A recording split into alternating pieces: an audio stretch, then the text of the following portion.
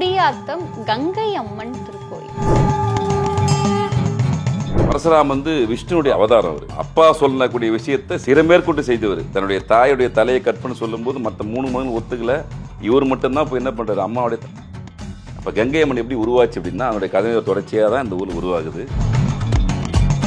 அதிசயமான அமானுஷ்யமான விஷயங்கள் நம்ம கண்கூடா பார்க்குறோம். ஒரு சில கேள்விகளுக்கு பதில் கிடைக்கும், ஒரு சில கேள்விக்கு பதிலே கிடைக்காது. இப்போ இங்கே நடக்கிற விஷயம் கண்கூடா நம்ம பார்க்க முடியும். இங்கே விஷயம் என்னன்னா, ஒரு சராசரி மக்களும் கண்கூடா நான் சொல்லக்கூடிய விஷயத்தை பார்க்க முடியும். இப்போ காலையில் 5ஆம் தேதி காலையில் வெடிகாலம் 5 மணிக்கு இது பெரிய விசேஷம் தெரியுங்களா? இந்த வருஷம் நீங்கள் ஒரு வேண்டல் வைக்கிறீங்க, அந்த அம்மா கிட்ட எக்ஸ்ஆர்ஓ ஏதோ ஒரு வேண்டல் வைக்கிறீங்க. அடுத்த வருஷம் நிறனொன்னு நீங்கள் மூட்டை என்ன நம்ம பண்ணுவீங்க, தேங்காய் உடைப்பீங்க. காலையில் 7 மணி 8 மணிக்கெல்லாம் போயிட்டு அந்த சிரசோடு பொறுத்துவாங்க. பொறுத்த பின்னாடி கண்ணை திறக்க நாங்கள் நிகழ்ச்சி நடக்கும். அந்த அம்மா அப்படியே சாந்த சூரியலாம் அழகாக உட்காருவாங்க.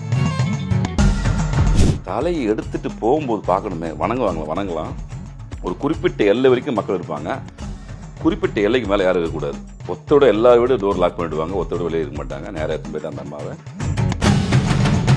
நேர்வை அப்படின்றது என்னைக்கு எப்படி வருதுன்னு இன்னி வரையும் யாராலையுமே கணிக்க முடியல. அது உணர்வுபூர்வமாக அந்த தலையை எடுத்த 10வது நிமிஷம் நடக்குது அந்த அதிசயம்.